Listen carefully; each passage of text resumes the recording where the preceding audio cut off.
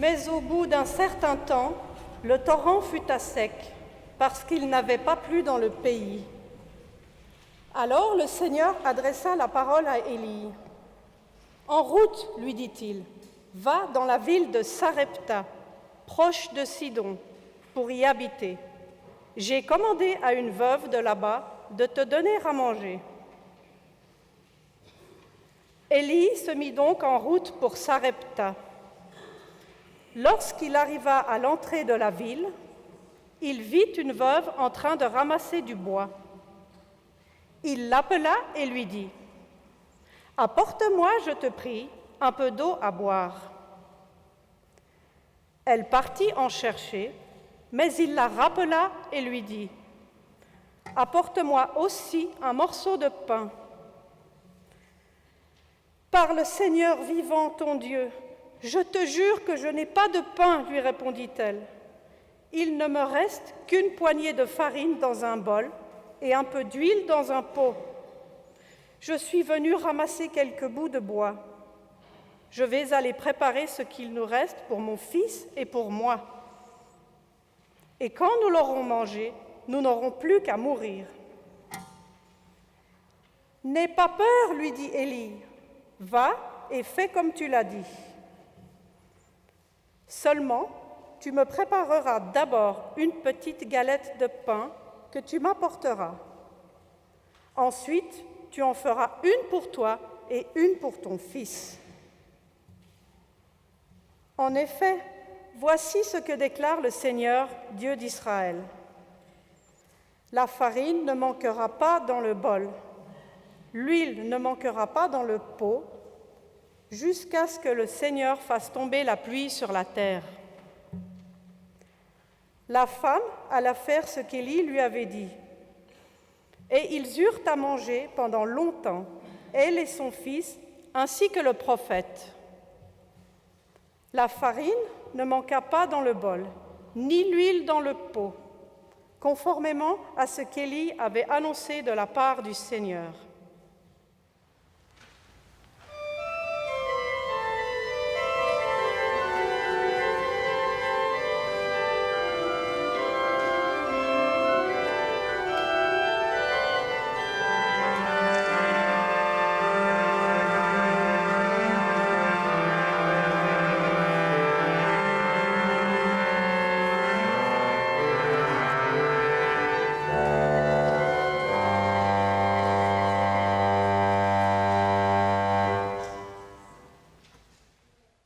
Mon témoignage repose de la façon dont on pratiquait l'hospitalité dans ma famille.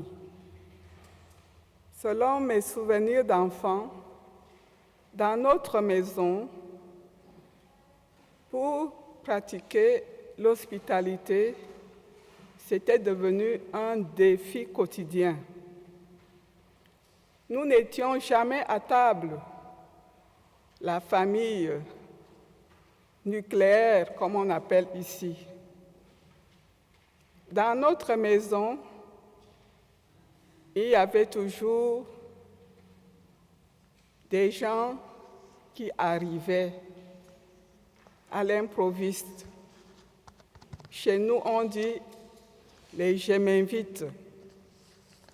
Et très souvent, nous n'avions pas de place à table parce qu'il fallait laisser la place aux étrangers que nous accueillions. Très souvent aussi, nous devions quitter la table pour aller manger s'il y avait des restes à la cuisine. Et souvent aussi, nous les enfants n'avaient rien parce que tout était consommé et on devait se résigner à manger des conserves. Et cela ne plaisait pas à notre mère. Alors, voici l'histoire qui m'a marquée. Un jour, maman avait épuisé toutes ses réserves. Il n'y avait absolument rien à la maison. Alors, Elle a envoyé dire à papa qui était dans son bureau qu'il n'y avait rien à manger à la maison.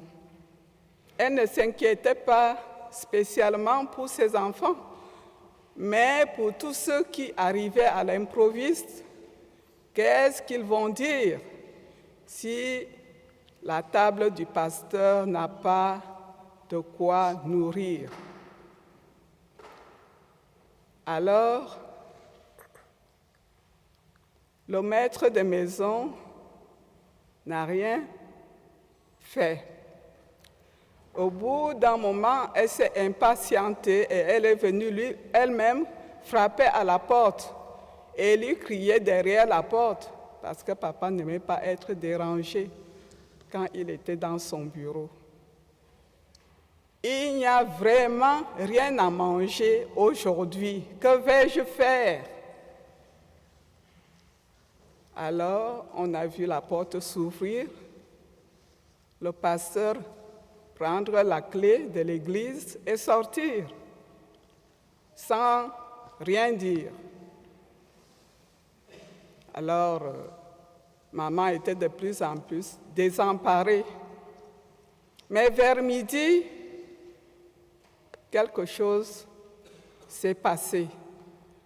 On a vu une paroissienne qui arrivait avec un plateau plein de nourriture déjà cuite qui fumait encore. Et elle dit à maman, voici, j'ai pensé à vous aujourd'hui et je vous apporte à manger. Maman dit, c'est formidable. On a donc mis directement cette nourriture sur la table, dressé la table pour pouvoir manger. Avant de nous attabler, une autre personne arrive avec une brouette parce qu'elle ne pouvait pas porter les sacs en main, alors elle a préféré prendre une brouette où il y avait toutes sortes de vivres, bananes, plantains, macabo, manioc, poisson, viande, huile, tomates et tout ce qui va avec. Et la personne de dire, Madame, comme je ne connais pas vos habitudes culinaires, j'ai préféré faire des courses pour que vous ayez de quoi manger. Et cela représentait au moins pour 3 jours de nourriture. Alors c'est en ce moment-là que le pasteur sort de l'église et maman l'accueille avec joie et lui dit, il s'est passé quelque chose pendant que tu étais dans l'église. Non seulement on nous a apporté un repas déjà prêt, mais regarde toutes ces provisions, parce que nous sommes approvisionnés pour au moins 3 jours. Et papa a secoué la tête, il a dit, femme de peu de foi. Donc, il était allé prier pendant ce temps à l'église et le Seigneur a fait le reste. Gloire à Dieu. Amen.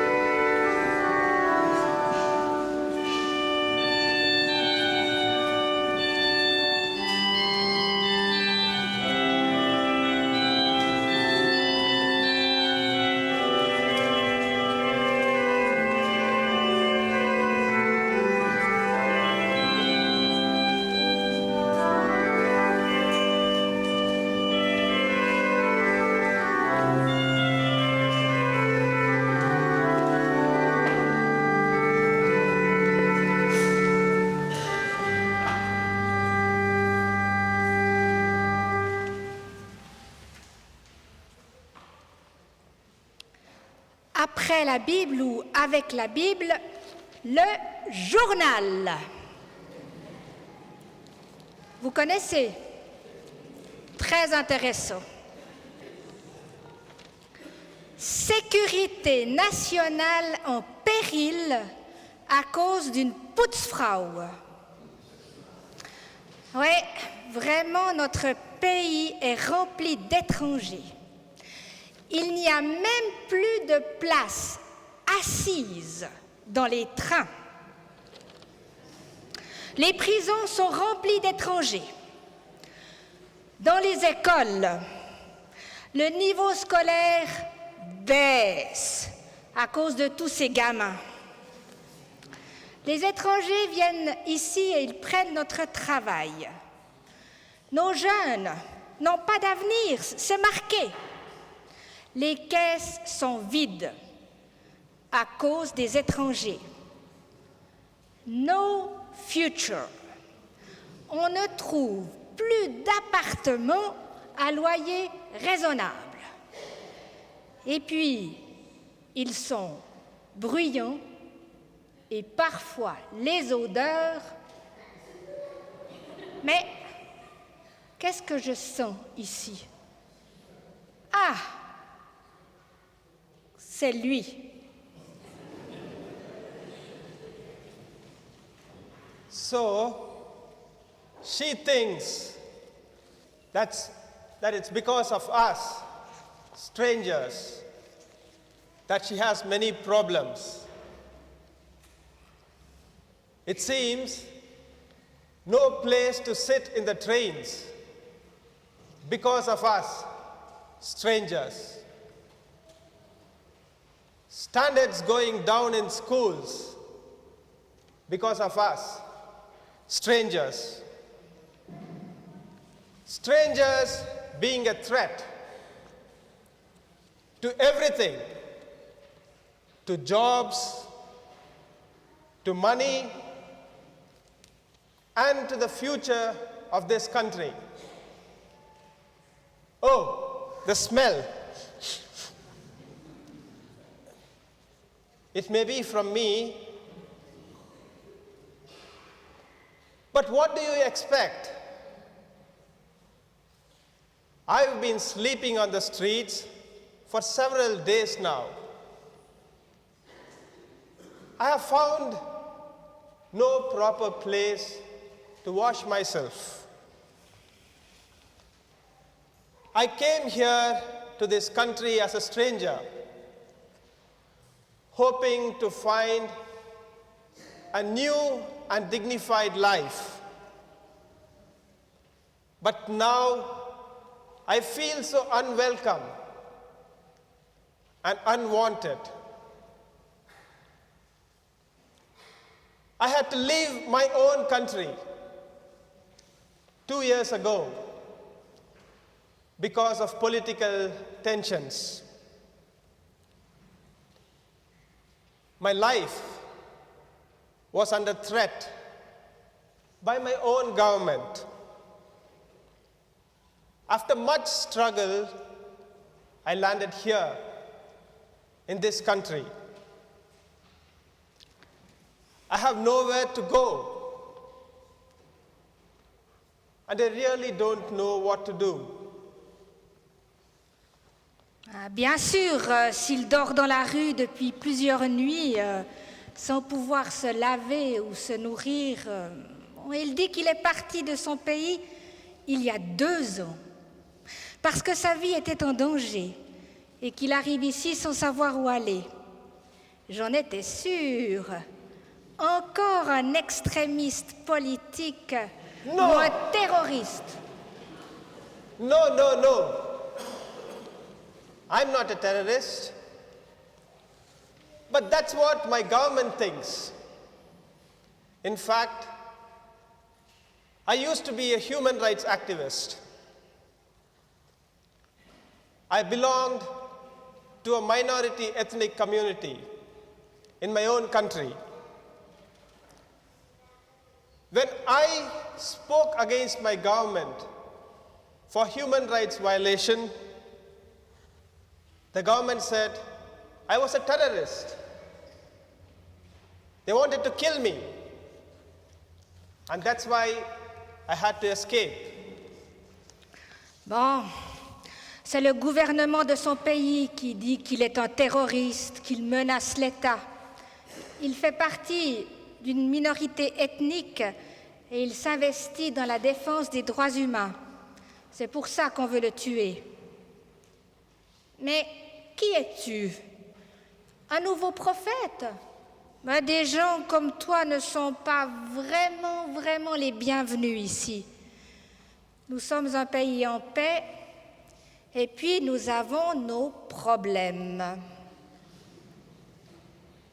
You may call me a modern day prophet if you like. For someone like you, a man with my background should not be in this country, which is peaceful and peace-loving. I know you have your own problems, but I'm here hoping to get a free and dignified life, free from the threat of death. Il dit qu'il vient chercher ici une vie digne, sans menace de mort. Et tu dis que tu as quitté ton pays il y a 2 ans, mais cela ne t'a quand même pas pris 2 ans pour venir jusqu'ici. That's right. I ran away from my country 2 years ago. I escaped to a neighboring island. It was safe there for some time. And then problems started. Not from the government, but from the climate. Because of climate change, the sea level began to rise and the island began to disappear. There was no island. I had to go back to my country again. And again there was a threat to my life, and somehow I managed to escape.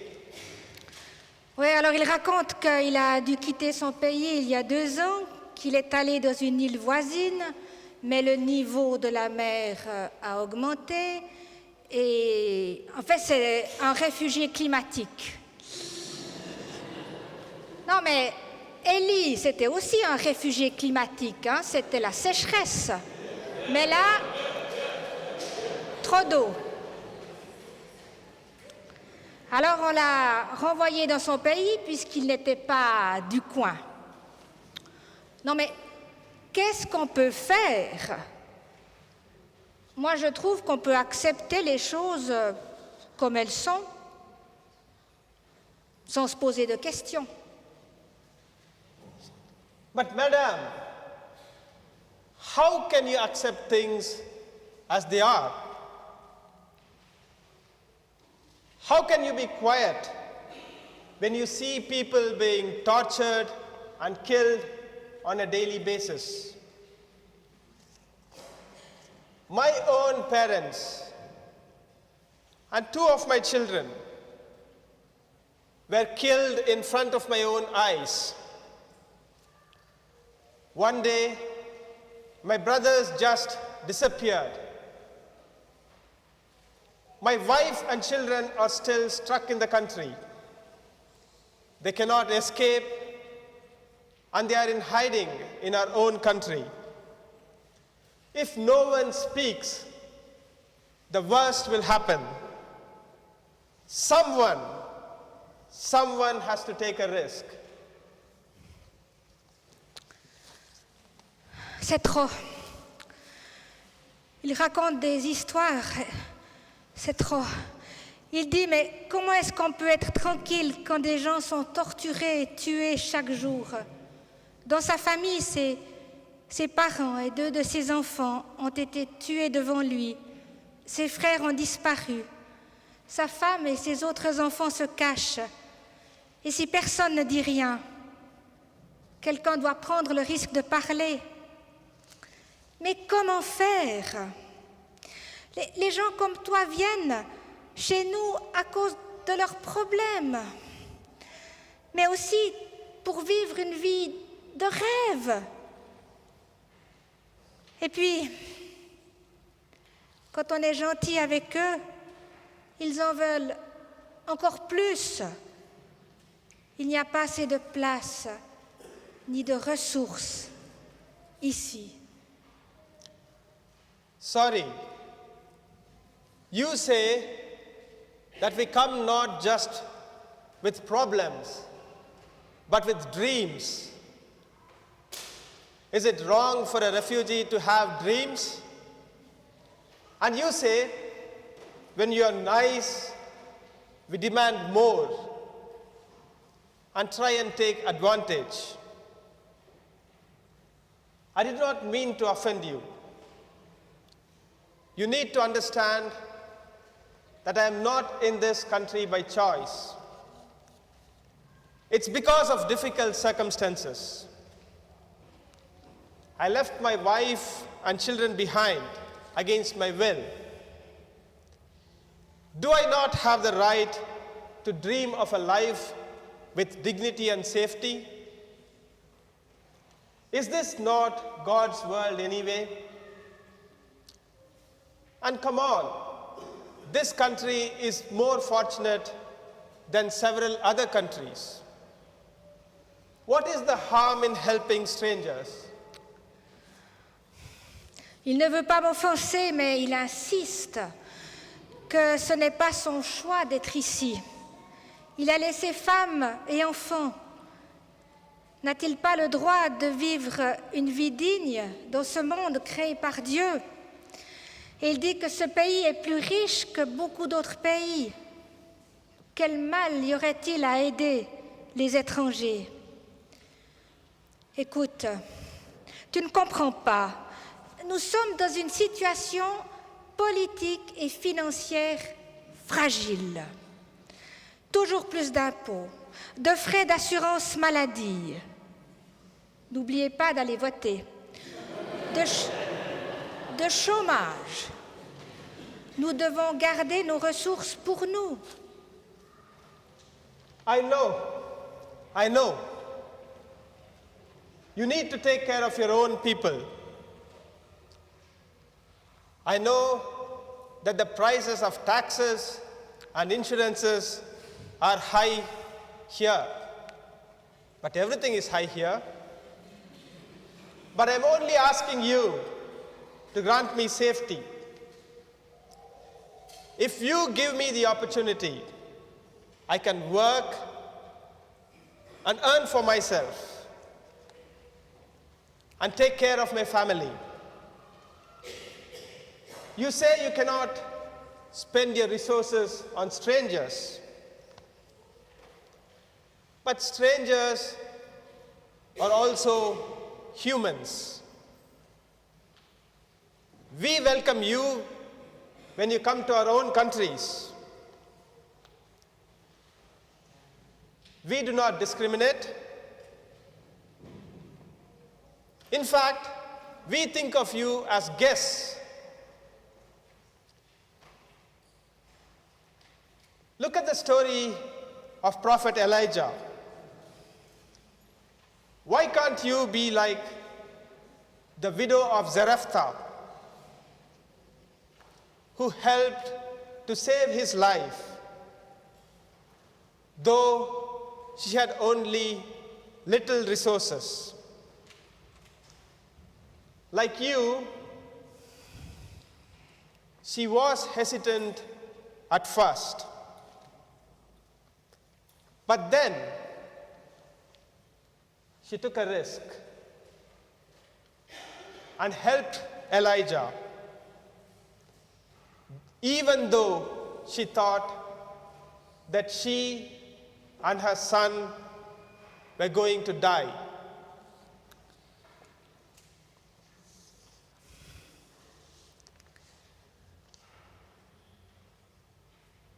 Tu aimerais Pardon. Vous aimeriez vivre dans la dignité humaine qui est la vôtre. Vous demandez à être en sécurité. Vous souhaitez travailler si on vous en donne l'opportunité pour prendre soin de votre famille. Quand nous venons dans votre pays, nous sommes traités en invités, sans discrimination. Oui, la veuve de Sarepta était bien hésitante, mais elle a été courageuse. Elle a pris le risque d'aider le prophète Élie, même si elle pensait qu'elle et son fils allaient mourir.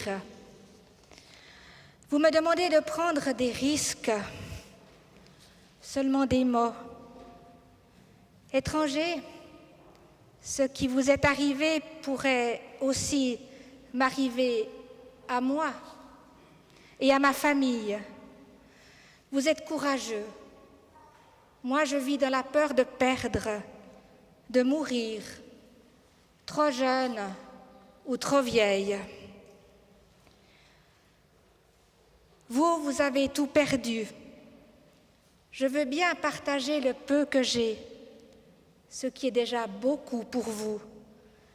Mais, amis, aidez-moi à trouver l'essentiel, la confiance pour demain.